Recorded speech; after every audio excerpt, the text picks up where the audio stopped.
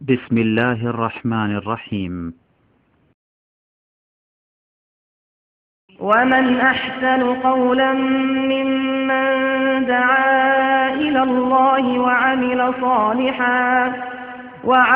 صالحا وقال إنني من المسلمين.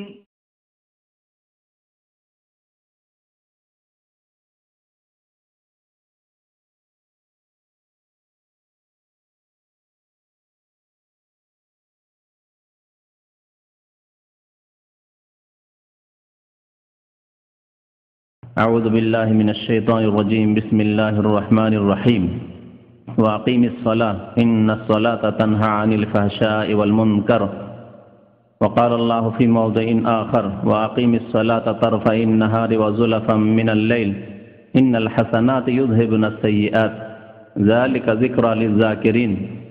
মহান আল্লাহর সমস্ত প্রশংসা যে আল্লাহ পাক রব্বুল আলামিন আমাদেরকে মুসলিম হওয়ার তৌফিক দান করেছেন এবং 5 ওয়াক্ত নামাজ ফরজ করেছেন। দরুদ ও সালাম নাযিল হোক প্রিয় নবী মুহাম্মদ রাসূলুল্লাহ সাল্লাল্লাহু আলাইহি ওয়াসাল্লামের প্রতি,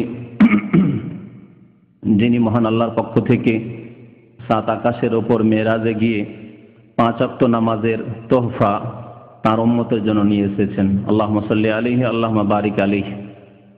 আজকে শাবান মাস 1428 হিজরির 8 তারিখ, রমজান কয়েকদিন পরে। মনে করছে রমজানের পূর্বে মুসলিম ভাইদেরকে নামাজ সম্পর্কে একটু স্মরণ করিয়ে দেওয়া। আল্লাহ পাক রব্বুল আলামিন স্মরণ করিয়ে দিলে, উপদেশ দিলে মুমিনকে ফায়দা হয়, মুমিন উপকৃত হয়। এ সম্পর্কে ইরশাদ করেছেন ওয়াযাক্কির ফাইন্না যিকরা তানফাউল মুমিনিন। আল্লাহ পাক ইরশাদ করেছেন ওয়াযাক্কির, তুমি স্মরণ করিয়ে দাও হে নবী মুহাম্মদ সাল্লাল্লাহু আলাইহি ওয়াসাল্লাম, তুমি উপদেশ দাও। ফাইন্না যিকরা তানফাউল মুমিনিন, কারণ মানুষকে স্মরণ করিয়ে দিলে মুমিনরা উপকৃত হয়। মুমিন অনেক সময় গাফিলতিতে থাকে, অনেক সময় অলসতা থাকে, নামাজ পড়ে কিন্তু হয়তো নামাজ সম্পর্কে কিছু গাফিলতি আছে, সময় সম্পর্কে গাফিলতি আছে, তার নেকি সম্পর্কে হয়তো ওই রকমের, বা এই যে এত বড় গুরুত্বপূর্ণ কাজ, জীবনের সর্বপ্রথম কাজ, সবচাইতে গুরুত্বপূর্ণ কাজ, এ সম্পর্কে হয়তো গাফিলতি আছে। সেই গাফিলতিগুলি দূর হয়ে যাবে, তার দ্বারা মুমিন উপকৃত হবে। তাই নামাজ সম্পর্কে আজকে কয়েকটি দিক নিয়ে সংক্ষেপে আলোচনা করব। প্রথম দিক হচ্ছে নামাজের ফজিলত, উপকারিতা। নামাজ পড়লে পাবেন কি? নামাজ পড়লে আপনার উপকার কি? নামাজ পড়লে আপনার লাভ কি? দ্বিতীয় হচ্ছে নামাজের গুরুত্ব। তৃতীয় হচ্ছে নামাজ যদি কেউ ছেড়ে দেয় তাহলে তার জন্য কি শাস্তি রয়েছে। এই কয়েকটা দিক নিয়ে আলোচনা করব। প্রথম শুরু করছি নামাজের ফজিলত সম্পর্কে। মহান আল্লাহ পাক ইরশাদ করেছেন সূরা আনকাবুতের আয়াত নম্বর 45-এ, ওয়া আকিমিস সালাহ ইন্নাস সালাতা তানহা আনিল ফাহশাই ওয়াল মুনকার। হে নবী মুহাম্মদ সাল্লাল্লাহু আলাইহি ওয়াসাল্লাম, তুমি নামাজ কায়েম করো, নামাজ প্রতিষ্ঠা করো। যেমন ভাবে নামাজ পড়ার, নামাজ কায়েম করার আদেশ করা হয়েছে, সেইভাবে নামাজ আদায় করো। এ হচ্ছে নামাজ কায়েম করা। যেভাবে আল্লাহ পাক রব্বুল আলামিন আদেশ করেছেন, যেই রকম তার গুণ বর্ণনা আল্লাহ পাক রব্বুল আলামিন নবীকে শিখিয়েছেন, যেসব তার রুকুন রয়েছে, ওয়াজিবাত রয়েছে, সুন্নাত রয়েছে, মুস্তাহাব বস্তু রয়েছে, বিষয় রয়েছে, সেসবকে খেয়াল করে সেসব পালন করা। আর নামাজ কায়েম করা হচ্ছে নামাজ ওয়াক্ত মোতাবেক পড়া। নামাজ কায়েম করা হচ্ছে নবী করিম সাল্লাল্লাহু আলাইহি ওয়াসাল্লামের সুন্নাত মোতাবেক নামাজ কায়েম করা। আল্লাহ বলছেন ওয়া আকিমিস সালাহ। কোরআনে কারিমের প্রায় জায়গায় আল্লাহ নামাজ কায়েম করার কথা বলেছেন। নামাজকে প্রতিষ্ঠিত করতে হবে যাতে সুন্দরভাবে নামাজ আদায় হয়। আর নামাজের হেফাজতের কথা আল্লাহ পাক রব্বুল আলামিন কয়েক আয়াতে বলেছেন। হাফিজু আলাস সালাওয়াত, নামাজের আল্লাহ হেফাজত করতে বলেছেন। ওয়াল্লাযীনা হুম আলা সালাওয়াতিহিম ইউহাফিজুন, যারা নামাজের হেফাজত করে থাকে। হেফাজত করা, সুরক্ষিত করা। হেফাজত করা আমরা সাধারণ ভাষায় বুঝছি যে কিভাবে কোনো কিছু হেফাজত হতে পারে, আর কায়েম কি করে হতে পারে, প্রতিষ্ঠিত কিভাবে হতে পারে, সুন্দর করে সাজানো কিভাবে হতে পারে। এ হচ্ছে নামাজ কায়েম করা। আল্লাহ পাক রব্বুল আলামিন বলছেন নামাজ কায়েম করো, তার উপকারিতা হচ্ছে ইন্নাস সালাতা তানহা আনিল ফাহশাই ওয়াল মুনকার, নিশ্চয় নামাজ সালাত মানুষকে বিরত রাখে, তানহা বিরত রাখে, বাঁচিয়ে রাখে, আনিল ফাহশা অশ্লীলতা থেকে, ওয়াল মুনকার আর অন্যায় কাজ থেকে। এ ফাহেসা বা ফাহশা আর মুনকার দুটি হচ্ছে আম খাস শব্দ।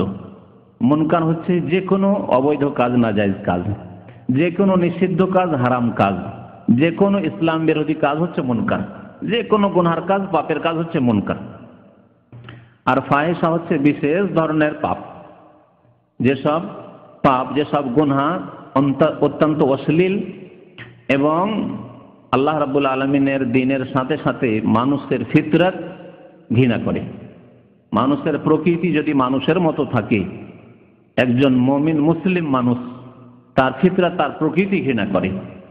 এই জন্য মুমিন মুসলিম বললাম, যে ব্যক্তি মুমিন মুসলিম নয়, মুনাফিক, কাফের, মুশরিক, বিদিন, পাপিষ্ঠ, তার প্রকৃতি নষ্ট হয়ে গেছে, তার প্রকৃতি ধ্বংস হয়ে গেছে, তার প্রকৃতি বিকৃত হয়ে গেছে। সেই জন্য তাকে খারাপ কাজ ভালো লাগে, খারাপ কথা ভালো লাগে, খারাপ রাস্তায় চলতে ভালো লাগে, অন্যায় কাজই ভালো লাগে, ভালো কথা বললে তাকে কষ্ট লাগে। এই জন্য তারা হয়তো সেই ফাহেসাগুলিকে খারাপ মনে করবে না, জি, যেহেতু তার প্রকৃতি নেই। আল্লাহ পাক রব্বুল আলামিন যে ফিতরাতের উপর সৃষ্টি করেন, সেই প্রকৃতি বদলিয়ে গেছে, বিকৃত হয়ে গেছে, মাস্ত হয়ে গেছে। এই জন্য নবী করিম সাল্লাল্লাহু আলাইহি ওয়াসাল্লাম বলেছেন যে কুল্লু মাউলুদিন ইউলাদু আলাল ফিতরা, প্রত্যেক শিশুর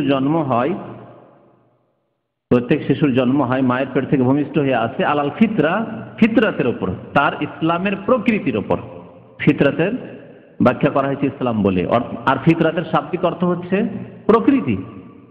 তাহলে প্রকৃতির ফিতরাতের যখন তাফসীর ব্যাখ্যা করা হয়েছে ইসলাম দিয়ে, তাহলে বোঝা গেল প্রত্যেক মানুষের প্রকৃতি হচ্ছে ইসলাম। আল্লাহর প্রতি ঈমান নিয়ে আসা, আল্লাহর ইবাদত বন্দেগী করা, সৎ কাজ করা, ভালো কাজের উপদেশ দেওয়া, ভালো কাজে উৎসাহিত করা, খারাপ কাজ থেকে বেঁচে থাকা, খারাপ কাজ সম্পর্কে লোকজনকে সতর্ক করা, এটি হচ্ছে আসল মানুষের প্রকৃতি। এই জন্য একটি শিশু যখন জন্মায় তার প্রকৃতি থাকে একেবারে ফিতরাত। এটা বাস্তবে লক্ষ্য করবেন, একটি ছেলে 3 বছর, 4 বছর, 5 বছরের ছেলে, এমনকি 7 বছর, 8 বছরের ছেলে, সে সত্য কথা জানে, মিথ্যা জানে না। যা হয়েছে তা বলে দেবে, যা হয়েছে চোখের সামনে যা দেখেছে তাকে যদি নিষেধ না করা হয় বলে দেবে। অনেক সময় নিষেধ করলেও সত্য কথা বলে দেবে, সত্য কথা বলে দেবে, তার পেট থেকে সত্য কথা সহজে বের করে নিতে পারবেন। কিন্তু যার বয়স হয়ে গেছে 15 বছর, আর সে খারাপ পরিবেশে মানুষ হয়ে গেছে, সে অহরহ হয়তো মিথ্যা কথা বলছে, 20 বছর, 25 বছর, 30 বছর অহরহ মিথ্যা কথা বলছে, তার পেট থেকে সত্য কথা বের করাই মুশকিল। মারধর করে অনেক সময় সত্য কথা বের করা যায় না, কারণ প্রকৃতি বিকৃত হয়ে গেছে। বাপ মা ইহুদি বানিয়ে দেয়, ইহুদি হলে, ইউনাসেরা নেই, খ্রিস্টান হলে খ্রিস্টান বানিয়ে দেয়, ইউমাজ্জেসার নেই, অগ্নি পূজক হলে অগ্নি পূজক বানিয়ে দেয়, হিন্দু হলে হিন্দু বানিয়ে দেয়, কবর পূজারী হলে কবর পূজারী বানিয়ে দেয়, বেনামাজি হলে বেনামাজি বানিয়ে দেয়, পাপিষ্ট লম্পট হলে লম্পট বানিয়ে দেয়। বাবা মা একসাথে ফিল্ম দেখে ছেলে মেয়েদেরকে, ওই ছেলে মেয়ে কি শিখবে? হ্যাঁ, বাবা মা জুয়া খেল, বিড়ি খায়, সিগারেট খায়, তাহলে কি শিখবে? তাই তো শিখবে, যা দেখেছে বাবা মাকে করতে তাই তো শিখবে। মিথ্যা কথা বলে, আছে বলে টেলিফোন, এই নেই বলে দাও, শিখায়, তাহলে কি শিখবে? তাই শিখবে, তখন মিথ্যা কথা বলতে শিখবে। তার আগ পর্যন্ত ছেলে মিথ্যা কথা বলতে শিখবে, কি হচ্ছে ফিতরত। তো বলছিলাম যে মানুষের প্রকৃতি যদি বিকৃত না হয় তাহলে অশ্লীল কাজগুলিকে ঘৃণা করে। আল্লাহর দ্বীনে তো হারাম আছে, কোরআনে কারিমে তো হারাম আছে, রাসূলুল্লাহ সাল্লাল্লাহু আলাইহি ওয়াসাল্লাম হাদিসে তো নিষেধ করা হয়েছে, কিন্তু মানুষের প্রকৃতি ঘৃণা করে। যেমন জিনা, ব্যভিচার, জি, ফাহিশা, সমকামিতা, ফাহিশা, মানুষ যদি প্রকৃতির উপর থাকে এগুলোকে ঘৃণা করে। এইভাবে উলঙ্গ হওয়া, অশ্লীলতা, শরীরের এমন অংশ অঙ্গকে খোলা যেগুলি সাধারণত ঢেকে রাখা হয়। এটি বাচ্চা ছেলেকে 5 বছর 7 বছর লজ্জা পায়, কাপড় খুলতে লজ্জা পায়। 5 বছর 7 বছরের ছেলে বাথরুমে ঢুকে দিচ্ছে লক করে, আর দিয়ে ফেসে যাচ্ছে, ও এই খেয়ালই করে না যে আমি যে ফেসে যাবো, খুলতে পারবো না, এই কথা খেয়াল করে না, কারণ প্রকৃতির উপর আছে। এই জন্য উলঙ্গ হওয়া, শরীরের কিছু অংশ খোলা, যে অংশ ঢাকতে হয়, পুরুষের হোক অথবা নারীদের হোক, নারীদের গোটা শরীর ঢেকে রাখতে অন্যদের সামনে, অন্য পুরুষের সামনে শরীরের কিছু অংশ খোলা, এগুলি হচ্ছে ফাহেশা, অশ্লীলতার অন্তর্ভুক্ত। এই জন্য বেহায়া হওয়া, বেপরদা, মাথা খোলা, চুল খোলা, হাত খোলা, পা খোলা, পেট খোলা, পিঠ খোলা, এগুলি হচ্ছে সব ফাহেশার অন্তর্ভুক্ত। জি, এইভাবে আজকালকার জামানায় মহিলাদের ছবি দেখা, ফিল্ম দেখা, মহিলাদের খবর শোনা, এগুলো সব ফাহেশার মধ্যে শামিল। মহিলাদের সাথে কথা বলা, প্রেমের কথা বলা, ভালোবাসার কথা বলা, এগুলি হচ্ছে সব ফাহেশা, সব ফাহেশা। ফাহেশা বহু রয়েছে। ইন্নাস সালাতা তানহা আনিল ফাহশাই ওয়াল মুনকার, নিশ্চয় নামাজ, নামাজের উপকারিতা হচ্ছে যে মানুষকে অশ্লীল কাজ থেকে বিরত রাখে আর হারাম কাজ থেকে, অন্যায় কাজ থেকে বিরত, সমস্ত পাপ থেকে বিরত রাখে। নামাজ যদি নামাজের মতো করে কায়েম করা হয়, পড়া হয়, তা আর নিয়মিত পড়ে যায়, 5 ওয়াক্ত নামাজ আল্লাহ যেভাবে ফরজ করেছেন, তাহলে বেশি দিন যাবে না, অল্প কিছুদিন একজন লোক নিয়মিত নামাজ পড়লেই সেই ব্যক্তি আর অশ্লীল কাজে ডুবে থাকতে পারে না, সেই ব্যক্তির দ্বারা অন্যায় কাজ সবসময় হতে পারে না। আর যদি কখনো পদস্খলন ঘটে, ভুল হয়ে যায়, তাহলে তওবা করবে, তার বিবেকে বাধা দেবে, তখন তওবা করবে, যেন আমার দ্বারা তো ভুল হয়ে গেছে। ভুলের এহসাস হবে, অনুভূতি হবে যে আমার দ্বারা ভুল হয়ে গেছে, আল্লাহর কাছে মাফ চাওয়া উচিত, আমাকে আল্লাহর কাছে তওবা করা উচিত। আল্লাহ পাক রব্বুল আলামিন আরো ইরশাদ করেছেন নামাজের উপকারিতা সম্পর্কে, সূরা হুদের আয়াত নম্বর 14, ওয়া আকিমিস সালাতা তারফাইন নাহার। আল্লাহ বলছেন, হে নবী, তুমি নামাজ কায়েম করো 2 বেলা, তারফাইন নাহার, দিনের 2 দিকে, মানে সকালে বিকেলে, ওয়া যুলাফাম মিনাল লাইল, রাতের কিছু অংশে। এই 2টি বাক্য দিয়ে আল্লাহ পাক রব্বুল আলামিন 5 ওয়াক্ত নামাজের দিকে ইঙ্গিত করেছেন। আমি এর আগে বহুবারই বলেছি, কোরআনে কারিমে আল্লাহ পাক রব্বুল আলামিন 5 ওয়াক্ত শব্দটি বলেননি, তবে ইশারা ইঙ্গিতে 5 ওয়াক্তের কথা বলেছেন বেশ কয়েক আয়াতে। তার মধ্যে এটি একটি আয়াত, ওয়া আকিমিস সালাতা, নামাজ কায়েম করো, তারফাইন নাহার, দিনের 2 দিকে। তারাফ মানে এক কিনারা, আর তারাফাই মানে 2 কিনারা। দিনের 2 কিনারায় মানে সকালে বিকেলে। সকালে মানে কোন নামাজ? সহজ ব্যাপার, একটি নামাজ রয়েছে ফজর নামাজ। আর দিনের আরেক দিকের কথা আল্লাহ পাক রব্বুল আলামিন বলেছেন। জোহরের নামাজ কখন পড়া হয়? জাওয়ালের পরে পড়া হয়, তাই না? জাওয়ালের পরে যখন পড়া হয়, তাহলে সেটা দিনের কোন দিকে চলে গেল? দিনের 2টা দিক, একটা হচ্ছে জাওয়ালের পূর্ব আর জাওয়ালের পর। তো জাওয়ালের পরে যখন চলে গেল, তখন সেটা দিনের 2য় দিকে চলে আসলো। এজন্য এর মধ্যে জোহর আসর দুটোই শামিল। তাহলে ফজর হয়ে গেল, জোহর হয়ে গেল, আসর হয়ে গেল। 3 ওয়াক্তের দিকে ইঙ্গিত করেছেন আল্লাহ পাক রব্বুল আলামিন এই বাক্য দিয়ে, তারফাইন নাহার, দিনের 2 দিকে। নবী করিম সাল্লাল্লাহু আলাইহি সাল্লামের প্রতি এই আয়াত নাযিল হয়েছে, তিনি এইভাবে ব্যাখ্যা করে দিয়েছেন যে খামসু সালাওয়াতিন কাতাবাহুন্নাল্লাহু আলাল ইবাদ। নবী করিম কি হাদিসে বলছেন, খামসু সালাওয়াতিন, 5 ওয়াক্ত নামাজ, কাতাবাহুন্না, আল্লাহ ফরজ করেছেন, আলাল ইবাদ, তার বান্দাদের উপর। এই আয়াতের তাফসীর কে করেছেন? যার প্রতি নাযিল হয়েছে, অন্য কোনো মুফাসসির না, যার প্রতি আয়াত নাযিল হয়েছে তিনি এই কথা বলেছেন। জি। আর একজন বেদুইন এসে জিজ্ঞাসা করেছে যে, ইয়া রাসূলুল্লাহ, আল্লাহ আমার উপর কতটি নামাজ ফরজ করেছেন বলুন তো দেখি। নবী সাল্লাল্লাহু আলাইহি ওয়াসাল্লাম খামসু সালাওয়াতিন ফি কুল্লি ইয়াউমিন ওয়া লাইলা, প্রত্যেক দিন রাতে 24 ঘন্টায় খামসু সালাত, 5 ওয়াক্ত নামাজ। এভাবে নবী করিম সাল্লাল্লাহু আলাইহি ওয়াসাল্লাম বহু হাদিসে এই আয়াতগুলো ব্যাখ্যা করেছেন। ওয়া যুলাফাম মিনাল লাইল, রাতের কিছু অংশ, রাতের অংশের মধ্যে হচ্ছে মাগরিব এবং ইশা। এই অংশটুকুর তাফসীর হচ্ছে মাগরিব এবং ইশা। তাহলে 5 ওয়াক্ত নামাজ হয়ে গেল। 5 ওয়াক্ত নামাজ কায়েম করলে কি হবে? ইন্নাল হাসানাত, এগুলো হচ্ছে নেকি, এগুলো হচ্ছে নেকি। আর নেকি করলে কি হবে? ইউযহিবনা সাইয়্যাত, ইন্নাল হাসানাতে ইউযহিবনা সাইয়্যাত, নিশ্চয় নেকি সমূহ মানুষের গুনাহ সমূহকে ধুয়ে মুছে নিয়ে যায়, সাফ করে নিয়ে যায়। তাহলে আল্লাহ পাক রব্বুল আলামিন এই আয়াতে নামাজের নেকির উপকারিতা উল্লেখ করলেন, যে নামাজ পড়লে মানুষের নেকি হয় আর নেকি করলে গুনাহগুলি মাফ হয়ে যায়। 2 নামাজের মাঝখানে যে গুনাহগুলি হলো মাফ হয়ে যাবে। আর প্রত্যেক নামাজের জন্য ওযু করতে হবে, আর ওযু করলে গুনাহ খাতা মাফ হয়ে যাবে। এইভাবে নামাজের সাথে বিভিন্ন ক্ষেত্র রয়েছে, বিভিন্ন অবস্থা রয়েছে, যে অবস্থাগুলিতে গুনাহ খাতা কি হয়? মাফ হয় না? এইরকমই নামাজের জন্য পায়ে হেঁটে যাওয়া, কদমে কদমে গুনাহ মাফ হয়, কদমে কদমে নেকি বাড়ে, কদমে কদমে মর্যাদা উঁচু হয়। এগুলো নামাজের সাথে জড়িত। তো আল্লাহ পাক বলছেন ইন্নাল হাসানাত ইউযহিবুনাস সাইয়্যাত, নেকি করলে গুনাহ দূর হয়ে যায়। ইউযহিবুনাস সাইয়্যাত, গুনাহকে দূর, নেকি গুনাহকে দূর করে দেয়। আর এখানে যেহেতু প্রসঙ্গ নামাজের, প্রথম নামাজের বিষয় আসবে যে নামাজের নেকি অন্য অন্য গুনাহগুলিকে দূর করে দেয়। তারপরে যে কোনো নেকির কথা আসবে, আপনার জাকাতের নেকি, আপনার রোজার নেকি, আপনার হজের নেকি, আপনার উমরার নেকি, আপনার মাতা পিতার খেদমতের নেকি, আপনার মানুষের সেবার নেকি, যত রকমের ফরজ ওয়াজিবাত সুন্নাত মুস্তাহাব যত ভালো কাজ রয়েছে সমস্ত নেকি ইউযহিবুনাস সাইয়্যাত।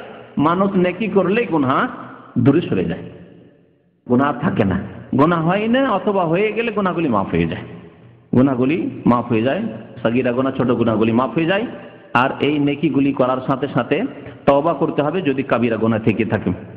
আল্লাহ পাক রব্বুল আলামিন নামাজের উপকারিতা সম্পর্কে আরো ইরশাদ করেছেন, ইন্নাল্লাযীনা আমানু ওয়া আমিলুস সালিহাতি ওয়া আকামুস সালাতা ওয়া আতাউয যাকাতা লাহুম আজরুহুম ইনদা রাব্বিহিম ওয়া লা খাউফুন আলাইহিম ওয়া লা হুম ইয়াহজানুন। সূরা বাকারা আয়াত নম্বর 277।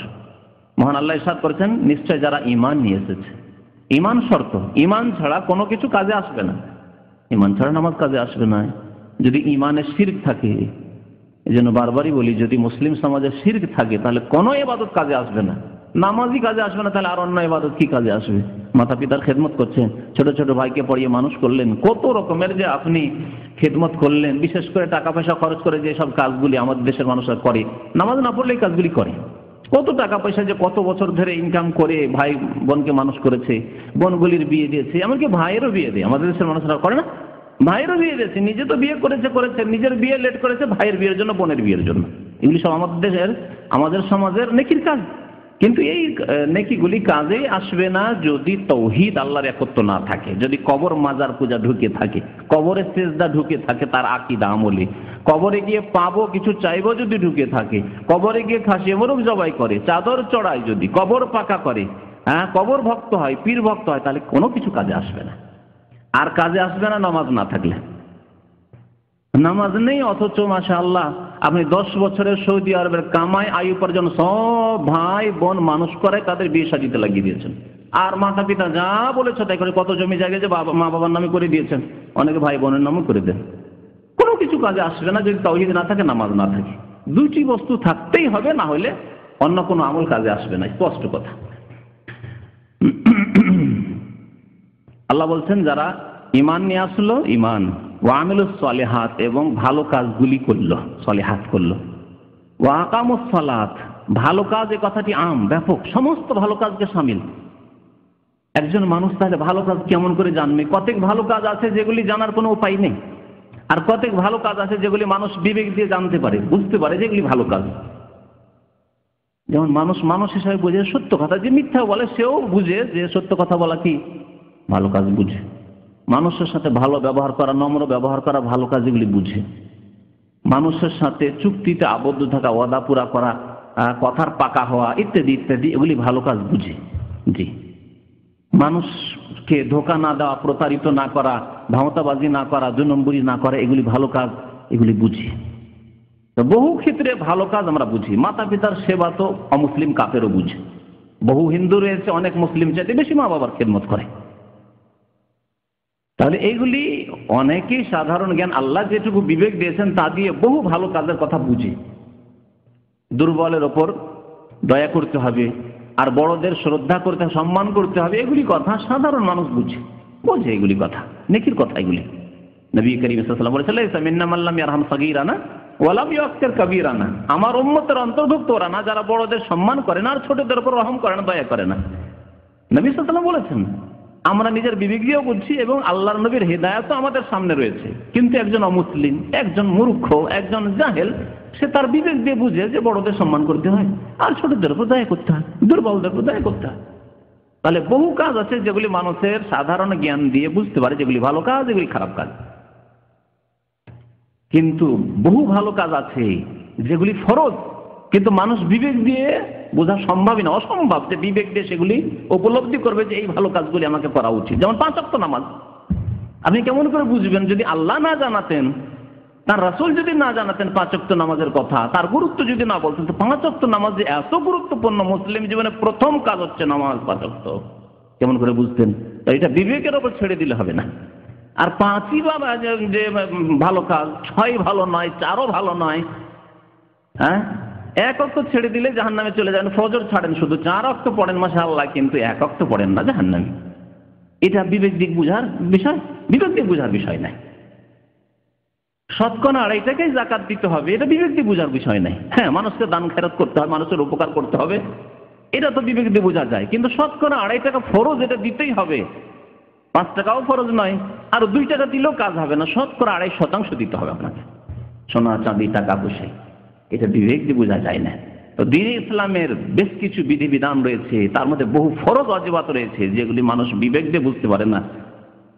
নিজের বিবেক দিয়ে সিদ্ধান্ত নিতে পারে না যে এটি ভালো না মন্দ। তাই আল্লাহ পাক রব্বুল আলামিন রাসূল প্রেরণ করেছেন, কোরআনে কারীম নাযিল করেছেন, রাসূলুল্লাহ সাল্লাল্লাহু আলাইহি ওয়াসাল্লামের হাদিস আমাদের মাঝে রয়েছে। দুটিকে আঁকড়ে ধরলে আমরা কখনো গোমরা হব না, তা বলেছেন নবী করিম সাল্লাল্লাহু আলাইহি ওয়াসাল্লাম। তো আল্লাহ পাক রব্বুল আলামিন বলছেন ওয়া আমিলুস সালিহ, ভালো কাজ তো করবে। আল্লাহ বললেন না যে ঈমান এবং তারপরে ভালো কাজগুলি করো। তার সবচেয়ে ভালো কাজ কি? আল্লাহ বলছেন ওয়া আকামুস সালাহ, নামাজ কায়েম করতে হবে। এর দ্বারা বোঝা যায় যে সলিহাত, নেক কাজ, ভালো কাজ তো বহু রয়েছে, কিন্তু সবচেয়ে ভালো কাজ হচ্ছে ওয়া আকামুস সালাত, নামাজ কায়েম করা। ওয়া আকামুস সালাতা, তারপরে ওয়া আতাউজ যাকাত, যাকাত প্রদান করা। এই জন্য আল্লাহ পাক রব্বুল বহু জায়গায় কোরআনে কারিমে নামাজের সাথে যাকাতের কথা উল্লেখ করেছেন। এবং ইসলামের যে 5টি খুঁটি রয়েছে, স্তম্ভ রয়েছে, নামাজের পরে স্থান হচ্ছে যাকাতের। আমাদের দেশের মানুষরা নামাজের পর নামাজ, রোজা, হজ, যাকাত বলে, যাকাতটাকে শেষ স্থানে বলে। এই যে তরতিবটা বলার আছে আমাদের দেশে, ভুল তরতিব, ভুল নয়, বলে না এইভাবে যেভাবে আমি বললাম। হ্যাঁ, কলেমা, নামাজ, রোজা, হজ, যাকাত, ভুল। নবী করিম সাল্লাল্লাহু আলাইহি ওয়াসাল্লাম এইভাবে কোনো হাদিসে বলেননি। নবী সাল্লাল্লাহু আলাইহি ওয়াসাল্লাম বলেছেন বুনিয়াল ইসলামু আলা খামসিন, শাহাদাতে আল্লা ইলাহা ইল্লাল্লাহ ওয়া আন্না মুহাম্মাদার রাসূলুল্লাহ ওয়া ইকামিস সালাতি ওয়া ইতাইজ যাকাত। কোরআনে কারিমে প্রত্যেক জায়গায় যেখানে আল্লাহ বলেছেন আকিমুস সালাত, সেখানে আতুজ যাকাত বলেছেন। বলেননি রমজানের কথা, বলেননি হজের কথা সেখানে। জি, তো আল্লাহ বলছেন নামাজের পরে যাকাত প্রদান করবে। লাহুম আজরুহুম, কি পাবে তাহলে নামাজ পড়লে? তাদের জন্য তাদের প্রতিদান রয়েছে, পুরস্কার রয়েছে। ইনদা রাব্বিহিম, কে পুরস্কার দেবে? পুরস্কার কে দেবে? চিন্তা করুন, আপনি যদি কোম্পানিতে চাকরি করেন, আপনারা বুঝেন কোম্পানির অবস্থা। কোম্পানিতে যে পদগুলি রয়েছে, বিভিন্ন পদ রয়েছে, ছোট পদ, মেজ পদ, সেজ পদ, বিভিন্ন রকমের পদ রয়েছে, তাই না? যদি আপনাকে পুরস্কার দিতে চায় যে হ্যাঁ আমাদের এখন বেস্ট ওয়ার্কার চয়েস করা হয়েছে এবং এই পুরস্কার দেবে ফোরম্যান, তাহলে আপনি বুঝতে পারেন ফোরম্যানের পুরস্কার আর কত কি হবে, হবে 10-20 টাকার কিছু হবে। যদি তার উপর সুপারভাইজার হয়, মুশরিফ হয়, আরেকটু বেশি হইতে পারে। যদি কোনো ম্যানেজার হয়, আপনার ডিপার্টমেন্ট ম্যানেজার হয়, হ্যাঁ একটু বড় পুরস্কার হইতে পারে। আর যদি একবারে জিএম হয়, জেনারেল ম্যানেজার, মুদির আম, যে একবারে সমস্ত কোম্পানির সবকিছুর মালিক, যে জেনারেল ম্যানেজারের পক্ষ থেকে, প্রেসিডেন্টের পক্ষ থেকে, বিশাল কোম্পানি আর তার প্রেসিডেন্ট স্বয়ং এসে পুরস্কার দিবে, তাহলে বলে বাপরে, প্রেসিডেন্ট পুরস্কার দিলে 10, 20, 50 রিয়ালের পুরস্কার দিতে আসবে নাকি? বিরাট কিছু পুরস্কার দিবে তাহলে। অথচ সে মানুষ হতে পারে আপনার চাইতে পাপী, গুনাহগার, আপনার চাইতে জালেম, কিন্তু সে দুনিয়ার স্বার্থে বেস্ট ওয়ার্কারকে পুরস্কার দিলে আরো কাজে উৎসাহিত হবে লেবাররা, ওয়ার্কাররা, আর কাজ আমার বাড়বে, প্রোডাকশন বাড়বে। সেই জন্য যদি আল্লাহ পাক রব্বুল আলামিনের পক্ষ থেকে পুরস্কার হয়, যিনি রব্বুল আলামিন, বিশ্বজাহানের মালিক, যিনি জিনের মালিক, ইনসানের মালিক, সমস্ত মাখলুকাতের সৃষ্টি জগতের মালিক, তিনি যদি বলেন আমার পক্ষ থেকে পুরস্কার রয়েছে, যারা নামাজ কায়েম করবে, যারা যাকাত দেবে, তাদের জন্য লাহুম আজরুহুম ইনদা রাব্বিহিম, রবের নিকট পুরস্কার রয়েছে। আল্লাহু আকবার। আর কি? ওয়ালা খাউফুন আলাইহিম ওয়ালা হুম ইয়াহজানুন, তাদের না কোনো ভয় আছে আর না তারা দুশ্চিন্তায় ভুগবে। কোনো চিন্তা নেই, ভয় নেই, কোনো চিন্তা নেই। লা খাউফুন আলাইহিম ওয়ালা হুম ইয়াহজানুন, এই লা খাউফুন আলাইহিম ওয়ালা হুম ইয়াহজানুন, এই একই বাক্য আল্লাহ পাক রব্বুল আলামিন বলেছেন আল্লাহর আউলিয়া সম্পর্কে, বন্ধু সম্পর্কে। আল্লাহর দোস্ত, আল্লাহর বন্ধু, আল্লাহর আউলিয়া, আউলিয়াগণের সম্পর্কে আল্লাহ পাক কি বলেছেন? আলা ইন্না আউলিয়া আল্লাহ লা খাউফুন আলাইহিম ওয়ালা হুম ইয়াহজানুন, আল্লাহর যারা ওয়ালি, আল্লাহর যারা বন্ধু, তাদের কোনো ভয় নেই। লা খাউফুন আলাইহিম ওয়ালা হুম ইয়াহজানুন, আর তারা দুশ্চিন্তিত হবে না, তাদের কোনো চিন্তাও নেই। এই আয়াতকে নিয়ে কবর মাজার ভক্তরা পীর ভক্তরা বলে ওয়ালি মানে পীর, মুরিদ কোনদিন ওলি হতে পারে না, মিসকিন তো মিসকিনই থেকে যায়। হ্যাঁ, মুরিদ কোনদিন ওলি হতে পারে না, যতই নামাজ পড়ুক আর যতই রোজা রাখুক আর যতই দান খায়রাত করুক আর যতই ইসলামের পাবন্দি করুক, মুরিদ কোনদিন ওলি হতে পারে না। ওলি কে হতে পারে? পীর।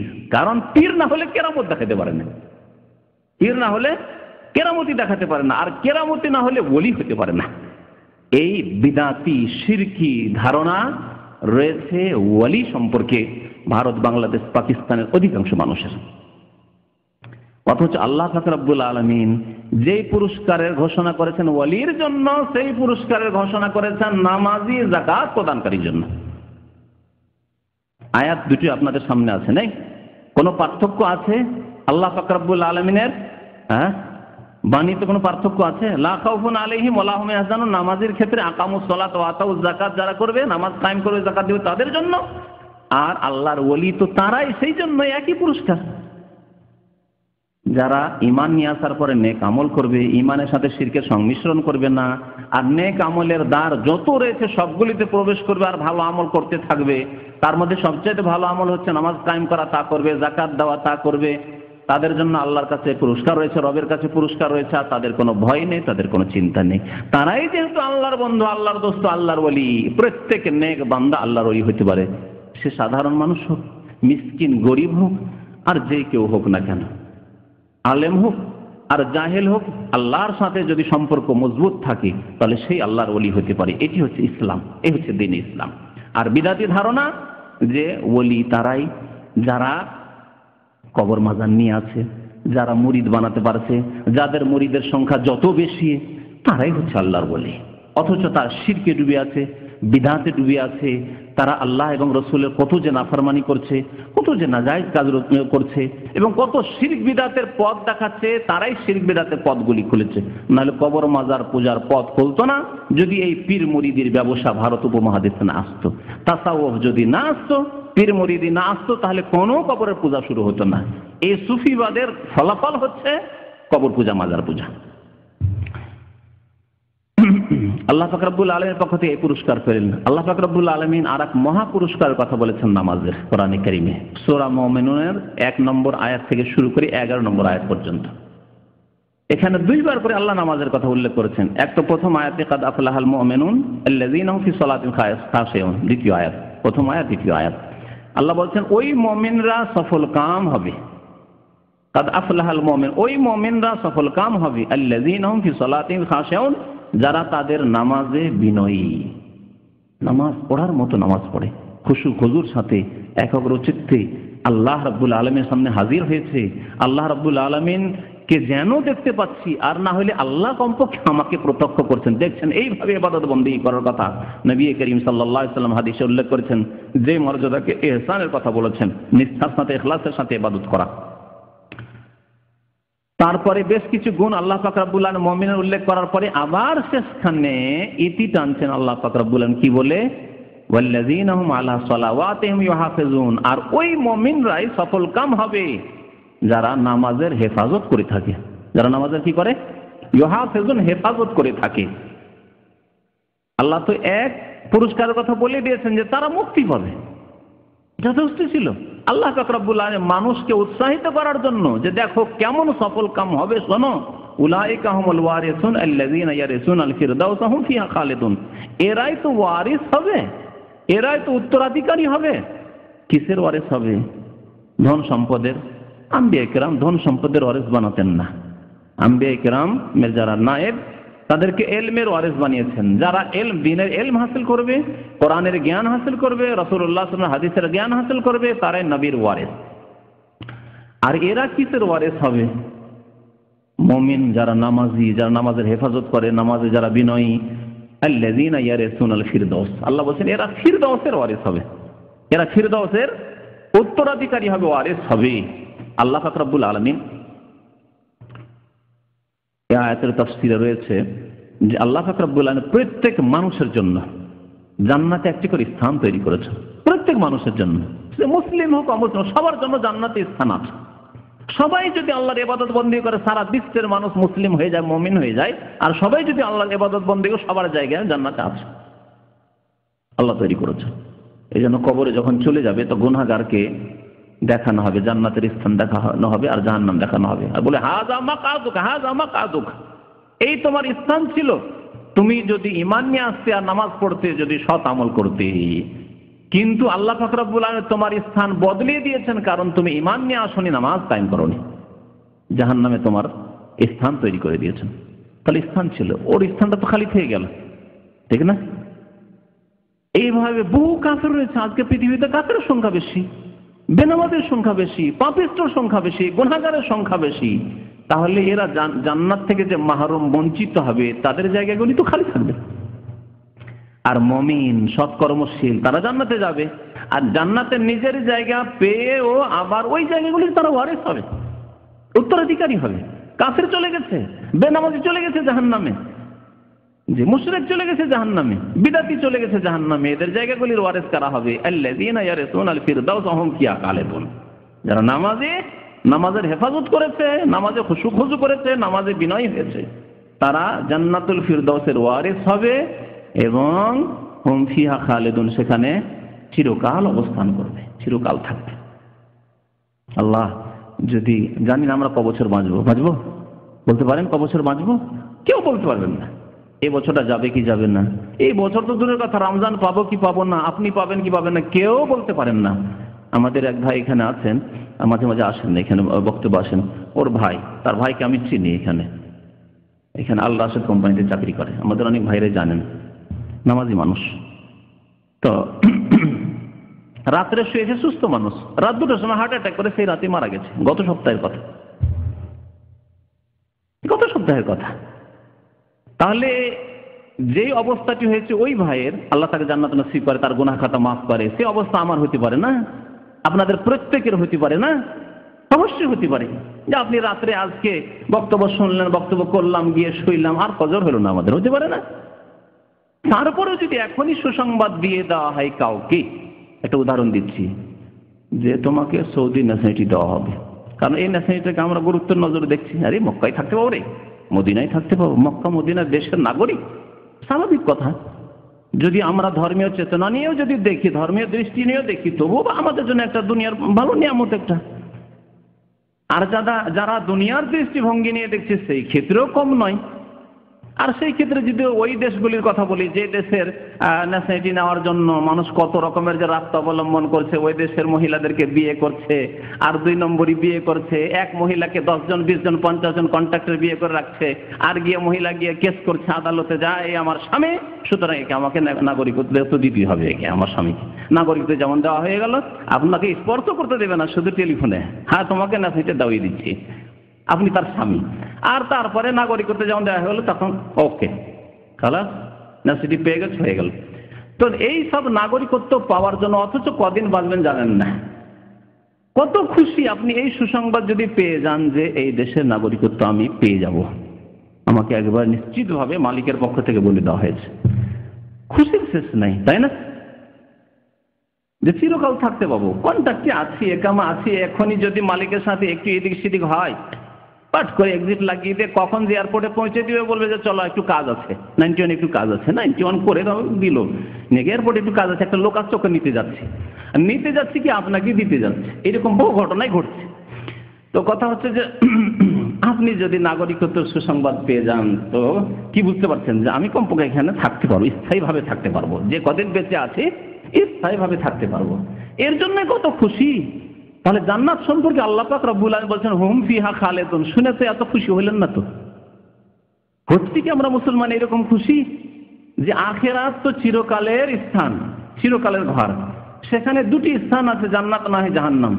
আর যারা নামাজি, আল্লাহু আকবার, তারা যারা নামাজের হেফাজত করেছে, নামাজে যারা বিনয়ী সুন্দর করে নামাজ পড়েছে, তারা জান্নাতুল ফিরদাউস থাকবে, আর হুম ফিহা খালিদুন, সেখানে চিরকাল অবস্থান করবে। আমরা তো খুশি হই না? আমাদের কেমন খুশি হওয়া উচিত? এক্ষুনি যদি কার্ডটা, ন্যাশনালিটি কার্ড এনে পকেটে দিয়ে দেয়, কত খুশি। আর আল্লাহ পাক রব্বুল আলামিন খবর দিচ্ছেন, ওমান আসদাকু মিনাল্লাহি হাদিসা, আল্লাহ কোরআনে বলছেন যে আল্লাহর চাইতে সত্য কথা আর কার হতে পারে? আল্লাহ বলছেন চিরকাল সেখানে থাকবে, জান্নাতে, জান্নাতুল ফিরদাউস। নামাজের ফজিলতের কথা বলছিলাম। এই আয়াতগুলি বলতে বলতে অর্ধেক সময়ের বেশি শেষ। নবী করিম সাল্লাল্লাহু আলাইহি সাল্লাম বহু হাদিসে নামাজের ফজিলতের কথা বলেছেন। একটি হাদিস জানা আছে, শুধু বলেছি আগে স্মরণ করার জন্য, হয়তো অনেক ভাইরই জানা আছে। নবী করিম সাল্লাল্লাহু আলাইহি ওয়াসাল্লাম 5 ওয়াক্ত নামাজকে উদাহরণ দিয়েছেন বা উপমা দিয়েছেন কিসের সাথে? নদীতে 5 বার গোসল করার সাথে। বাড়ির সামনে আরাআইতুম লাউ আন্না নাহরান বিবাবি আহাদিকুম, আচ্ছা বলো তোমাদের দরজার সামনে যদি নহর থাকে, মানে নদী থাকে, ইয়াগতাসিলু ফিহি কুল্লা ইয়াউমিন খামসান, আর প্রত্যেক দিন যদি 5 বার করে সেই নদীতে গোসল করেন। আমরা নদীর দেশের মানুষ, ঘন ঘন নদী, সেখানে নদী আছে, নদীতে যদি 5 বার করে গোসল করেন, হাল ইয়াবকা মিন দারানি শাই, তাহলে শরীরে ময়লা মাটি থাকতে পারে? জিজ্ঞাসা করছেন নবী করিম সাল্লাল্লাহু আলাইহি ওয়াসাল্লাম সাহাবায়ে কেরামকে। সাহাবারা বলেন কালু লা ইয়াবকা মিন দারানি শাই, একবার গোসল করলে তো মানুষ পরিষ্কার হয়ে যায়, 5 বার গোসল করবে আবার ময়লা থাকার কথা? ময়লা থাকবেই না। ময়লা কেন থাকবে তার শরীরে? অবশ্যই ময়লা থাকবে না। নবী করিম সাল্লাল্লাহু আলাইহি ওয়াসাল্লাম ফাকাযালিকা মাসালুস সালাওয়াতিল খামস, এটি হচ্ছে উপমা 5 ওয়াক্ত নামাজের।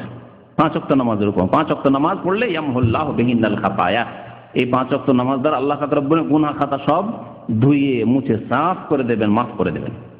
বুখারী শরীফের হাদিস। নবী করিম সাল্লাল্লাহু আলাইহি ওয়াসাল্লামকে এক সাহাবী এসে জিজ্ঞাসা করেছেন যে আরাআইতা ইযা সাল্লাইতু সালাওয়াতুল মাকতুবা, আমি যদি 5 ওয়াক্ত নামাজ পড়ি, ওয়াসুমতু রমজান, নামাজ পড়ি, রমজান মাসে রোজা রাখি, ওয়া আহলালতুল হালাল, হালালকে হালাল মনে করি, হালালকে হালাল মনে করি, হালাল খাই, হালাল বলি, হালাল চলি, ওয়া হারামতুল হারাম, আর হারামকে হারাম মনে করি। হারামকে হারাম মনে করা মানে কি? মানে হারাম খাই না, হারাম বলি না, হারাম পথে চলি না, হারাম ব্যবহার করি না। ওয়ালাম আজিদ আলা যালিকা শাইআন, এর বেশি যদি আমি কিছু না করতে পারি, এর বেশি যদি আমি কিছু না করতে পারি। যাকাতের কথা তো বলেননি তিনি, বলেছেন কি? বলেন, হয়তো গরিব মানুষ ছিলেন, অভাবী লোক, তাহলে তাকে আর যাকাতের কথা কি? যাকাত তার নেই। হজ তখন পর্যন্ত ফরজ হয়নি। নবী সাল্লাল্লাহু আলাইহি ওয়াসাল্লামের শেষ জীবনে 9ম হিজরিতে হজ ফরজ হয়েছে, বা 10ম হিজরির প্রথম দিকে, এটি হচ্ছে সঠিক। তাহলে এই সাহাবী যখন জিজ্ঞাসা করলেন আর বললেন যে আমি এই 4টি কথা বললেন, আমি যদি কি করি, 5 ওয়াক্ত নামাজ পড়ি, আর রমজান মাসের রোজা রাখি, যেহেতু রমজান মাসের রোজা 2টি হিজরিতে ফরজ হয়ে গেছিল, আর গরিব মানুষ, আমি হালালকে হালাল মনে করি, হারামকে হারাম মনে করি, আর এর বেশি যদি আমি কিছু না করতে পারি, আর বেশি নাকি করতে পারলাম, তাহাজ্জুদও পড়তে পারলাম না, ইশরাক চাষও করতে পারলাম না, আর নফল ইবাদত বন্দেগী বেশি করতে পারলাম না, আর জনসেবামূলক কিছু কাজও করতে পারলাম না, বেশি দিনের খেদমতও করতে পারলাম না, এতটুকু করতে পারলাম, আদখুলুল জান্নাহ, আমি জান্নাতে যেতে পারবো কি? জান্নাতে দাখিল হতে পারবো কি? কালা নাম, নবী করিম সাল্লাল্লাহু আলাইহি ওয়াসাল্লাম, হ্যাঁ অবশ্যই। নামাজ পড়ো, রোজা রাখো, আর হালালকে হালাল মনে করবেন, হালাল খাবেন, হালাল করবেন, হালাল চলবেন। হারাম তাহলে আপনি ব্যবহার করছেন না, হারাম বলছেন না, তাহলে বহু পাপ থেকে আপনি বেঁচে আছেন, তাই না? বরং সমস্ত পাপ থেকে, আপনি হারামকে হারাম মনে করছেন মানে সমস্ত গুনাহ থেকে বেঁচে আছেন, গুনাহ থেকে বেঁচে আছেন, আর হালালকে হালাল মনে করছেন, হালাল পথে চলছেন, নামাজ পড়ছেন, রোজা রাখছেন রমজান মাসে। নবী সাল্লাল্লাহু আলাইহি ওয়াসাল্লাম কি বললেন? নাম, হ্যাঁ জান্নাতে তুমি যেতে পারবে।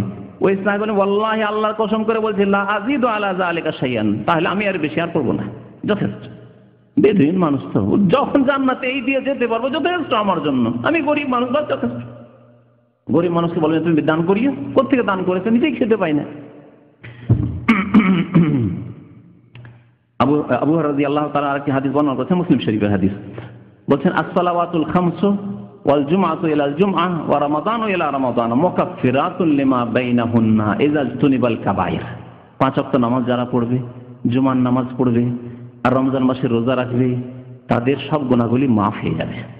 এর মাঝে যেই গুনাহগুলি হবে সব মাফ হয়ে, জোহর থেকে আসরের মাঝখানে যে গুনাহ হলো মাফ হয়ে গেল, আসর থেকে মাগরিবের মাঝে গুনাহ হলো মাফ হয়ে গেল, জি, মাগরিব থেকে ঈশা, ঈশা থেকে ফজর, ফজর থেকে জোহর, এই যে গুনাহগুলি মাফ হলো, সব মাফ হয়ে গেল। নামাজ পড়লেন মাফ হয়ে গেল, এক জুমা থেকে আরেক জুমা গুনাহ মাফ হয়ে গেল। এইভাবে রমজান মাসে রোজা রাখলেন, কিয়াম পালন করলেন, কিয়াম করলেন, গুনাহগুলি মাফ হয়ে 1 বছর গুনাহ খাতা মাফ হয়ে গেল। তার মানে এই না যে পাপ করতে থাকবেন আপনি, তার মানে কি যে গুনাহ তো মাফ হয়ে যাচ্ছে, গুনাহ করতে থাকবেন না, কখনো না। আপনি ইচ্ছে করে গুনাহ করেন না, কিন্তু গুনাহ খাতা হইতে আছে, ভুল ভ্রান্তি হইতে আছে, আল্লাহ পাক রব্বুল আলামিন তা মাফ করে দেবেন। ইজাজতুনিবাল কাবায়ের, শর্ত হচ্ছে কাবিরা গুনাহ থেকে বেঁচে থাকতে হবে। না আপনি চুরি করবেন, না বেঈমানি করবেন, না ডাকাতি করবেন, না জুয়া খেলবেন, না জেনা ব্যভিচার করবেন, কাউকে খুন করবেন ইত্যাদি। যত কাবিরা গুনাহ আছে কাবিরা থেকে আপনি বেঁচে থাকবেন। এইরকমই সবচেয়ে বড় কাবিরা হচ্ছে শিরক, শিরক থেকে বেঁচে থাকবেন। তারপরের কাবিরা হচ্ছে 2 নম্বর শিরকের সমান আল্লাহ উল্লেখ করেছেন ওয়া আকিমুস সালাতা ওয়া লা তাকুনু মিনাল মুশরিকিন। শিরকের সমান গুনাহ হচ্ছে নামাজ ত্যাগ করা। বেনামাজি হবেন না। এমন দিন না হয় যে যেই দিন আপনি ফজর পড়েননি আর পড়লেন না, আপনি ছুটে গেল তো গেল, কোন অক্ত গেল তো গেল আর পড়লেন না, কাবিরা গুনাহ। যদি কাবিরা গুনাহ থেকে কেউ বেঁচে থাকে তাহলে এই 5 ওয়াক্ত নামাজ, জুমার নামাজ, রমজান মাসের রোজা তার জন্য কাফারা হয়ে যাবে, গুনাহগুলি তার সাফ হয়ে যাবে, মাফ হয়ে যাবে। আব্দুল্লাহ বিন মাসউদ রাদিয়াল্লাহু তাআলা একটু বড় হাদিস শুনিয়েছেন, নবী করিম সাল্লাল্লাহু আলাইহি ওয়াসাল্লাম থেকে শুনেছেন, কিন্তু তিনি নিজেই বর্ণনা করেছেন মওকুফ হাদিস। বলছেন যেই ব্যক্তি পছন্দ করে মান সাররাহু আইয়ালকাল্লাহ গাদাম মুসলিমান, আগামী কালকে যেই দিন তার মরণের দিন আসবে, আগামীকাল বলেছেন অর্থাৎ মৃত্যুর দিন, যদি আল্লাহর সাথে মুসলিম হয়ে সাক্ষাৎ করতে চায়, কত সুন্দর কথা। তাহলে মুসলিম হয়ে আল্লাহর সাথে মোলাকাত যদি করতে হয় নামাজ পড়ে মোলাকাত করতে হবে। বেনামাজি হয়ে মুসলিম হয়ে আল্লাহর সাথে সাক্ষাৎ হবে না। মান সাররাহু, যেই ব্যক্তি পছন্দ করে যে আল্লাহর সাথে সে সাক্ষাৎ করবে, গাদাম মুসলিমান, আগামীকালকে মুসলিম হয়ে, ফালিয়ুহাফিজ আলা হাউলাইস সালাওয়াত, সে যেন 5 ওয়াক্ত নামাজের হেফাজত করে, 5 ওয়াক্ত নামাজের হেফাজত করে। হাইসু ইউনাদা বিহিন্না, যার জন্য আজান দেওয়া হচ্ছে। আজান কি জন্য দেওয়া হচ্ছে? হাইয়া আলাস সালাহ, নামাজ পড়তে এসো। হাইয়া আলাল সালাহ, মুক্তির জন্য এসো। কাদ কামাতিস সালাহ, ইকামতে বলা নামাজ শুরু হয়ে গেল, আসো। জি। ফাইনাল্লাহ শারা আলী নবিয়কুম সুনানাল হুদা ওয়া ইন্নাহুন্না মিন সুনানিল হুদা। আল্লাহ পাক রব্বুল নবী সাল্লাল্লাহু আলাইহি ওয়াসাল্লামকে ভালো ভালো কাজ, হিদায়াতের তরিকা বাতলিয়েছেন, হিদায়াতের আদর্শ দিয়েছেন। আর এই 5 ওয়াক্ত নামাজ হচ্ছে হিদায়াতের আদর্শ, হিদায়াতের আদর্শ। ওয়ালাউ আন্নাকুম সাল্লাইতুম ফি বুয়ুতিকুম, এমন আমাদের দেশে অনেকে আছে যারা ঘরে নামাজ পড়ে, মসজিদে যায় না। তাদের সম্পর্কে শুনেন, ঘরে নামাজ পড়লে কাজ হবে না। তোমরা যদি বাড়িতে নামাজ পড়ো, কামা ইউসাল্লি হাযাল মুতাখাল্লিফ ফি বাইতিহি, যেমন মুনাফিকরা ইমানের দুর্বল লোকেরা পিছনে থাকে আর মসজিদে আসে না, নামাজ পড়ে অলস, ওই রাত্রে অন্ধকারে যাব গ্রামে গঞ্জে, এশার নামাজে অন্ধকারে মসজিদে যাব, বাড়িতে নামাজ পড়িনি। ফজরে শহরের লোকদের ফজরে উঠবো, যাবো, ঘুমটা ডিস্টার্ব হবে, তাড়াতাড়ি নামাজ পড়ে আবার শুয়ে যায়। শহরের লোকদেরই অভ্যাস হচ্ছে ফজর পরে শোয়া, ঠিক কিনা? গ্রামের লোকেরা ফজর পর শোয় না, ওরা জানে না যে ফজর পর মানুষ ঘুমাইতে জানে না। তোমরা যদি এইরকম বাড়িতে নামাজ পড়ো, লা তারাকতুম সুন্নাতা নবিয়কুম, নবীর আদর্শকে ছেড়ে দেবে, নবীর আদর্শকে ছেড়ে দিবে। সুন্নত, নবী সাল্লাল্লাহু আলাইহি ওয়াসাল্লামের ভাষায় ফরজকেও সুন্নত বলা হয়েছে। জি, হাদিসের ভাষায়, কোরআনের ভাষায় সুন্নত মানে আদর্শ, সুন্নত মানে তরিকা। তা ফরজও হইতে পারে, ওয়াজিব হইতে পারে, সুন্নতও হইতে পারে। আর ফিকহের ভাষায়, ফিকহের কিতাব যদি পড়েন আর সেখানে সুন্নত পড়েন, তখন সুন্নতটি হচ্ছে ওয়াজিব বা ফরজের বিপরীত, বুঝতে পারছেন? কিন্তু নবী করিম সাল্লাল্লাহু আলাইহি ওয়াসাল্লামের ভাষায় সুন্নত বলা ফরজকে বলা হয়েছে, এখানে সুন্নত বলা হয়েছে, জামাতে নামাজ পড়া ওয়াজিব, সুন্নত বলা হয়েছে। হাদিসে এই পার্থক্য নেই, ফরজ ওয়াজিব সুন্নতের পার্থক্য নেই। নবী সাল্লাল্লাহু আলাইহি ওয়াসাল্লামের আদর্শই হচ্ছে সুন্নত। তা ফরজও হইতে পারে, ওয়াজিব হইতে পারে, সুন্নত হইতে পারে, মুস্তাহাব হইতে পারে। ওয়ালাউ তারাকতুম সুন্নাতা নবিয়কুম, তোমাদের নবীর সুন্নতকে, আদর্শকে যদি ছেড়ে দাও, লা দালালতুম, তাহলে তোমরা পথভ্রষ্ট হয়ে যাবে। এটি মুসলিম শরীফের হাদিস। আবু দাউদে এই ভাষাতে একটু পার্থক্য আছে। তাতে বলেছেন আব্দুল্লাহ বিন মাসউদ রাদিয়াল্লাহু তাআলা, ওয়ালাউ তারাকতুম সুন্নাতা নবিয়কুম, তোমরা যদি নবীর আদর্শকে ছেড়ে দাও, বাড়িতে নামাজ পড়ো অথবা মাঝে মাঝে পড়ো, মাঝে মাঝে পড়ো না, লা কাফারতুম, তাহলে তোমরা কাফের হয়ে যাবে। আবু দাউদের হাদিস সেটি, লা কাফারতুম, তোমরা কাফের হয়ে যাবে। তাহলে নামাজ ছেড়ে দিলে তাহলে কাফের হয়ে যাওয়ার একটি দলিল পেলেন। নামাজ ছেড়ে দিলে মুসলমান থাকে না আর চিরকাল মুশরিকের মতো জাহান্নামে থাকতে হবে, এর একটি দলিল আবু দাউদের হাদিস, যে তোমরা যদি নামাজ ছেড়ে দাও তাহলে কাফারতুম, তোমরা কাফের হয়ে যাবে।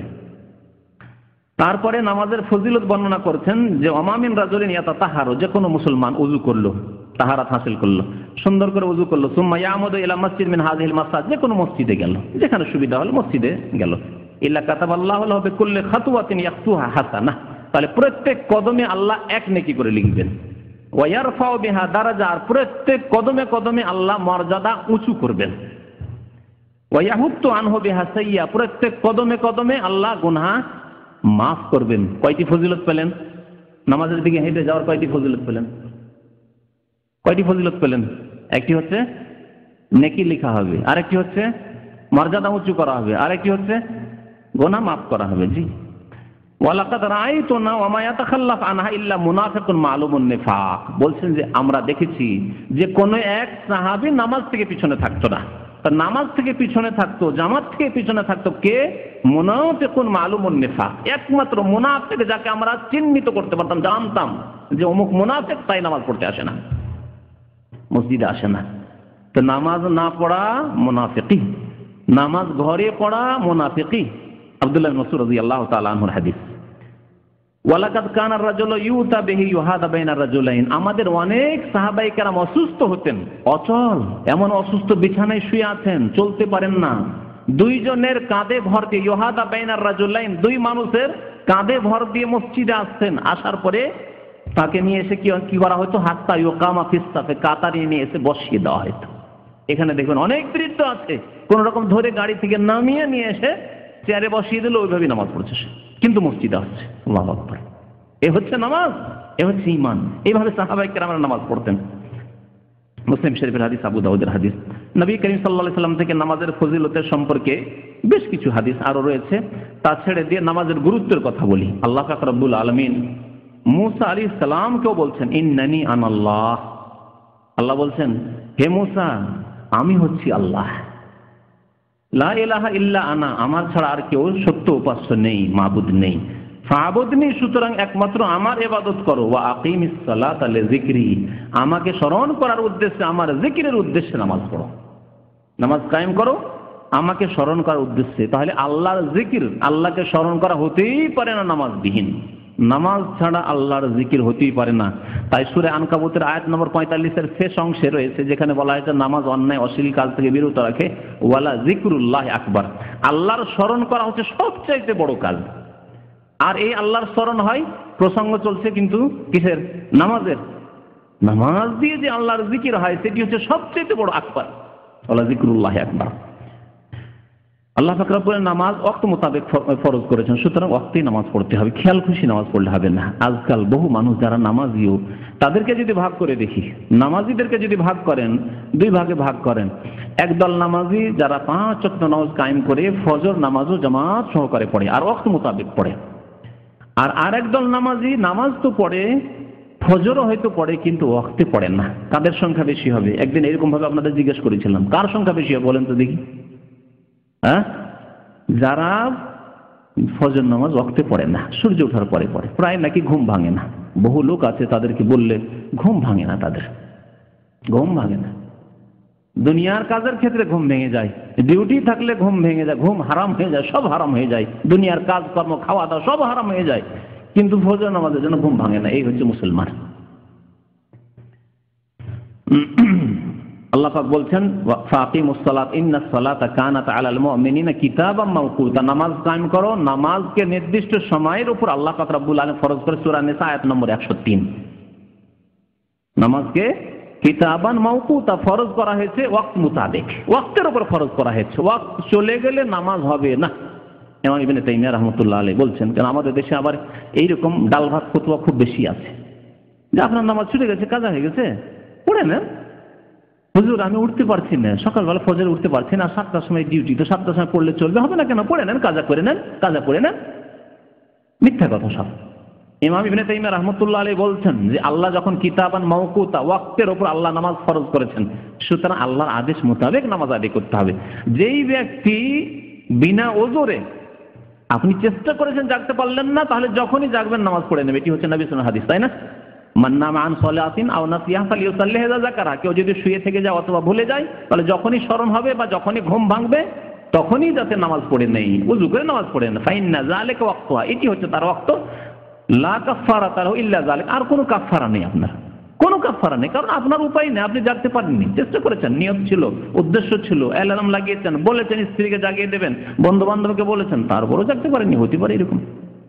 কিন্তু আপনি যখন তখনই জাগতে পারেন না, প্রায় জাগতে পারেন না, ওয়াক্ত যাওয়ার পরে নামাজ পড়েন, এর হুকুম শুনেন। ইমাম ইবনে তাইমিয়া রাহমাতুল্লাহ আলাইহি বলছেন তার ফাতাওয়ায় যে কোনো ব্যক্তি যদি এইভাবে নামাজ পড়ে ওয়াক্ত যাওয়ার পরে, যে কোনো নামাজ, ফজর নামাজ হোক আর জোহর হোক আর আসর হোক, জোহর নামাজ মাগরিব পরে, আসর নামাজ মাগরিব পর পড়লেন, আপনি এশার নামাজ 12টার পরে পড়লেন বা 11টার পরে, মানে অর্ধেক রাত হয়ে যাওয়ার পরে পড়লেন, ওয়াক্ত চলে যাওয়ার পর নামাজ পড়লেন বিনা ওজরে, কি করছেন ভাই? খেলা দেখছিলাম, আজকে ক্রিকেট খেলা দেখছিলাম। ক্রিকেট খেলা দেখতে দেখতে ভাই 11টা বেজে গেল বা 12টা বেজে গেল, এশার নামাজের ওয়াক্ত চলে গেল, সময় পেলাম না। ফজর নামাজের ক্ষেত্রে শোয়া, আসর নামাজের ক্ষেত্রে এমন ঘুমিয়েছেন যে মাগরিব হয়ে গেছে, ইচ্ছা করে অ্যালার্ম লাগাননি, চেষ্টাও করেননি ওঠার, না ঘুমটা বাকি আছে, সারাদিন ক্লান্ত আছে, একটা ঘুম দিই, লম্বা টানে ঘুম দিয়ে উঠলেন মাগরিবে, আর মাগরিব পরে বা মাগরিবে আজান হয়ে যাওয়ার পরে আপনি আসর পড়েছেন ইচ্ছে করে। অনেকে এরকম বলে যে 5 ঘন্টা না ঘুমালে হয়। আমাকে অনেকে বলেছে 5 ঘন্টা একটা না ঘুম দিতে হবে। তো 5 ঘন্টা একটা না ঘুম দিতে গিয়ে দেখা যাচ্ছে ও রাত 12টায় ঘুমাচ্ছে, যদি ফজরে উঠে তো 3 ঘন্টা হচ্ছে না, 5 ঘন্টা ঘুম দিয়ে উঠবে সে, তাহলে সকাল 7টায় সূর্য ওঠার পরে উঠতে হবে তাকে। এইরকম যদি অভ্যাস থাকে তাহলে এই নামাজ কবুল হবে না, নামাজ কবুল হবে না। নামাজ পড়লেন হয়তো আপনি সকাল 7টায় ফজর নামাজ কবুল হবে না। আসর নামাজ পড়লেন মাগরিব পরে, নামাজ কবুল হবে না। জি, নামাজের গুরুত্ব সম্পর্কে একটি হাদিস মাত্র শোনাচ্ছি। নবী করিম সাল্লাল্লাহু আলাইহি সাল্লামের সর্বশেষ বাণী কি ছিল?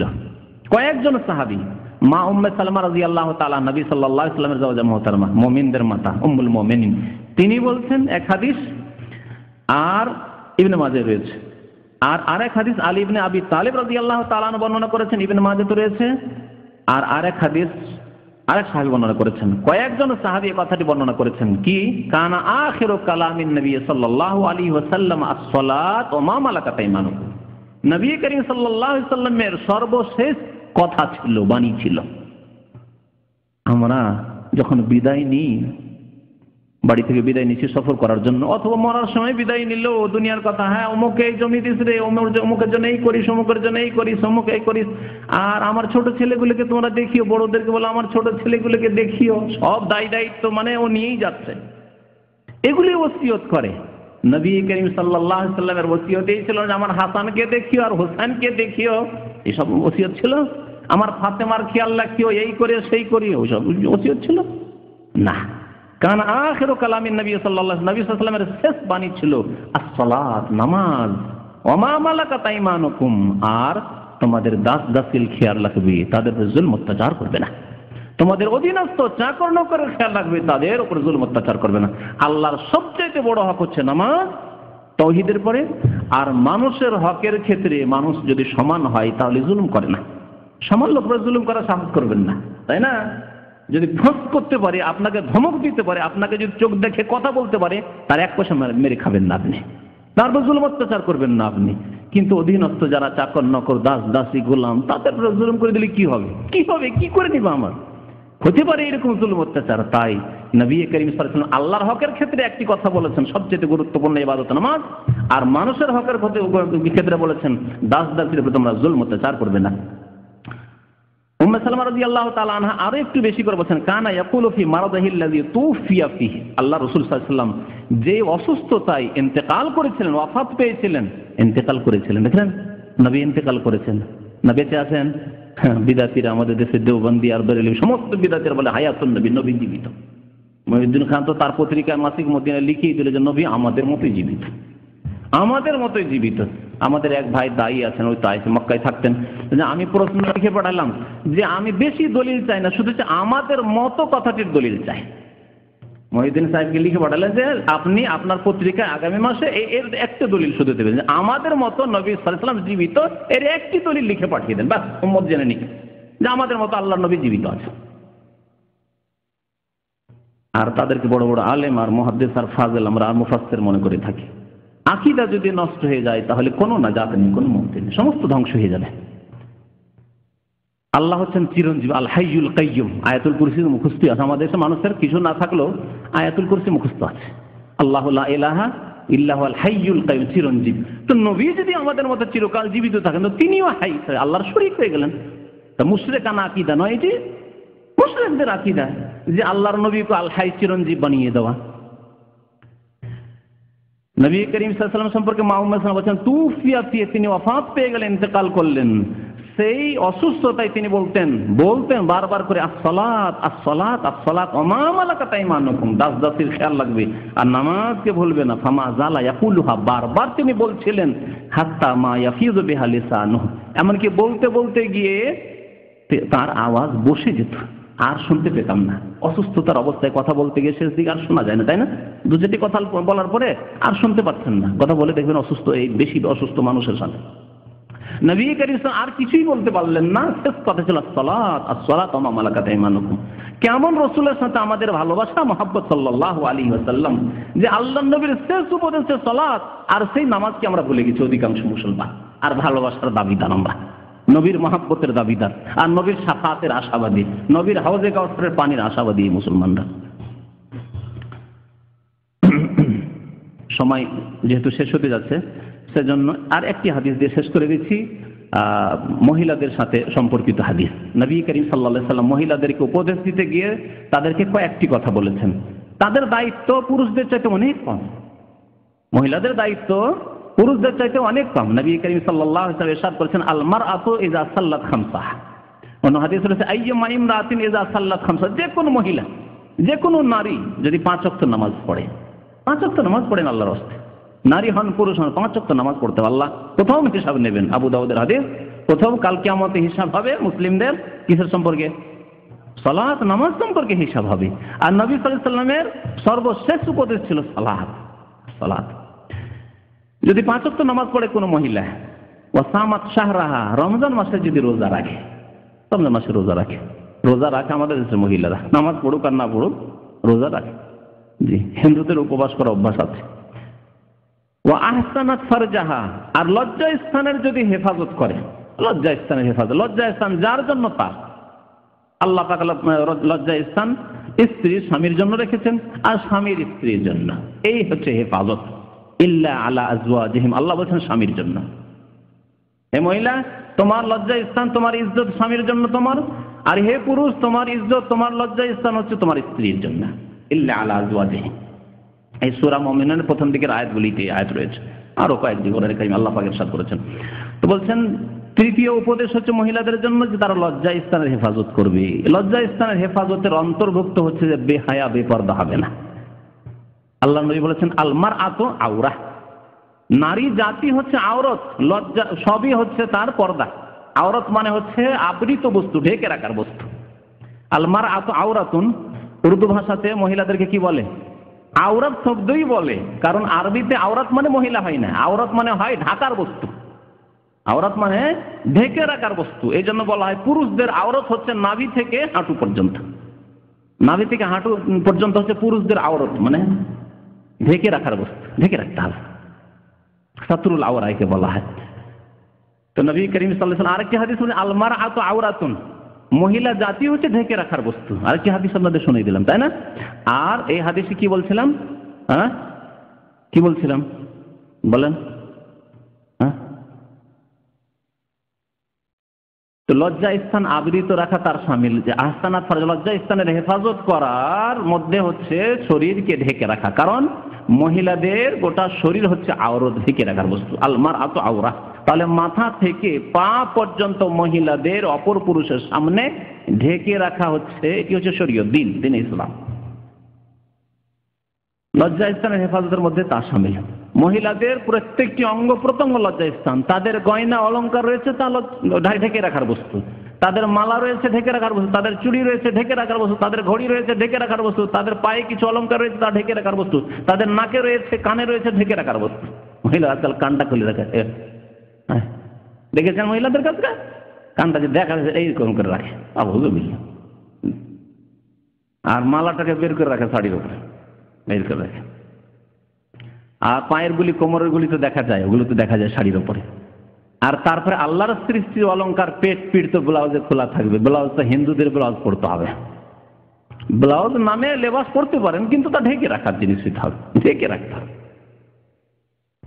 হাতটা এদিকে উঠেলো, এদিকে উঠে গেল, হ্যাঁ দেবর আছে, ভাসুর আছে তাদের সামনে, হাতটা আরেক দিকে উঠেলো, এদিকে উঠে গেল, এইরকম ব্লাউজ পরে। যদি ব্লাউজ লম্বাও একটু পরে না, এদিকে একটু যদি উঠান তাহলে উঠে যাবে, পর্দা হবে না। তাহলে এমন হইতে হবে লেবাস যাতে শরীর ঢাকে। বলেন গয়না যে মানুষের তৈরি করা গয়না, এতে আকর্ষণ বেশি আছে না পেট পিঠে বেশি আকর্ষণ আছে? বলুন তো দেখি। চুলে বেশি আকর্ষণ আছে, চেহারাতে বেশি আকর্ষণ, আল্লাহর অলংকারে বেশি আকর্ষণ আছে মহিলাদের শরীরে আল্লাহর যে অলংকার রয়েছে, আল্লাহর জিনত রয়েছে, তাতে বেশি আকর্ষণ আছে পুরুষদের জন্য, ঠিক না? সুতরাং মহিলাদের মাথা থেকে পা পর্যন্ত সবকিছুই ঢেকে চলাফেরা করতে হবে, বিশেষ করে বাইরে গেলে। বাড়িতে আছেন কোনো অসুবিধা নেই, যে কোনো লেবাসে থাকেন। তবে আমাদের দেশীয় বাড়ি যদি হয়, যেই বাড়িতে 5 ভাই একসাথে থাকে, সেখানে বাড়িতেও পর্দা করতে হবে। তো নবী করিম সাল্লাল্লাহু আলাইহি ওয়াসাল্লাম কি বলেছেন? 3 নম্বর উপদেশ কি ছিল? যে লজ্জা স্থানের হেফাজত করতে হবে, পর্দা করতে হবে। তাই যে ব্যক্তি পর্দা না করে তার ভুল হতে পারে, লজ্জা স্থান হেফাজত করা সম্ভব নয়। পর্দা করে না আর যদি বলে যে আমি সতী থাকলে আমার সতীত্বকে নষ্ট করতে পারে, জি ধর্ষিতা হবে। হচ্ছে না, রাজশাহী থেকে, চিটাগাং থেকে এক মহিলা একাই, এক যুবতী একাই ঢাকা সফর করে, রাস্তায় ধর্ষিত হয়। এরকম পত্র পত্রিকা বহু ঘটনা আসছে, শুনতে পাচ্ছি। জি, তো লজ্জা স্থানের হেফাজতের মধ্যে পর্দা করা জরুরি। পর্দা না করলে লজ্জা স্থানের হেফাজত হয় না। ওয়াত আত বালাহা, 4 নম্বর উপদেশ হচ্ছে যে স্বামীর আনুগত্য করবে। স্বামীর আনুগত্য করতে হবে, জায়েজ কাজে স্বামীর আনুগত্য করতে হবে। যদি জায়েজ কাজে আনুগত্য করতে হয় তাহলে ভালো কাজে অবশ্যই আনুগত্য করতে হবে। ওয়াজিব কাজে, সুন্নত কাজে, ফরজ কাজে অবশ্যই আনুগত্য করতে হবে, কারণ এতে আল্লাহর আনুগত্য, রাসূলের আনুগত্য। যদি জায়েজ কথাও বলে, সুন্নত নাই, ইসলামের কথাও নাই, জায়েজ কাজ, তাহলে আনুগত্য করতে হবে। তবে নাজায়েজ কাজ যদি হয়, হারাম কাজ যদি হয়, অপছন্দনীয় কাজ হয়, না, আনুগত্য জায়েজ নাই, তাহলে আনুগত্য জায়েজ নাই।